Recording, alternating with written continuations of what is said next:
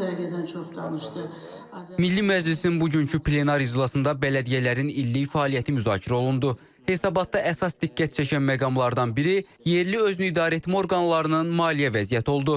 2024-cü il üzrə bələdiyyə büdcəsinin icrası barədə məlumata əsasən, ölkə üzrə bələdiyyələrin büdcə gəlirləri əvvəlki ilə müqayisədə təxminən 7,9 milyon manat, 14,4% artaraq 63 milyon manata çatmışdır.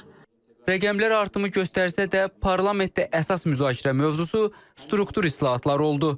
İri şəhərlərdə vahid böyük şəhər bələdiyyəsi modelinin yaradılması imkanları nəzərdən keçirilməlidir. Burada Bakı, Sumqayıt, Gəncə və digərlər nəzərdə tutulur.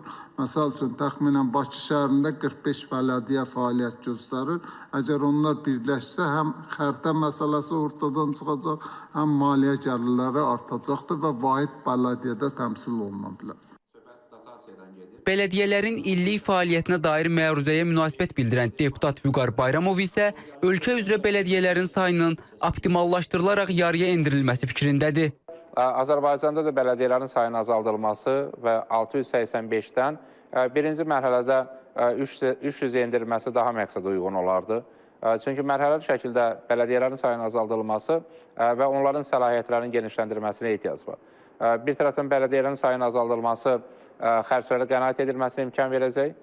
Digər tərəfdən onların fəaliyyətinin sevikləşməsinə, daha şəffaf qərarların qəbul edilməsinə və eyni zamanda vətəndaşların qayğılarına daha diqqətlə yanaşmasına gətirib çıxaracaq.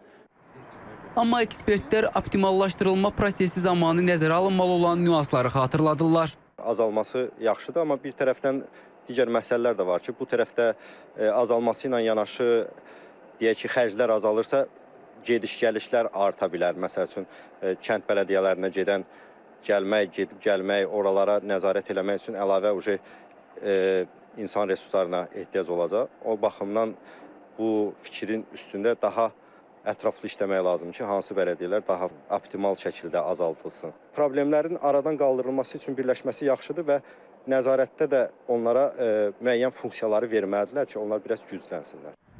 Sonuncu dəfə bələdiyyələrin birləşməsi məsələsi 2024-cü ildə həyata keçirilib. Təxminən o zaman fəaliyyətdə olan 1600 bələdiyyə sayı hazırki rəqəmə 685-ə endirilib.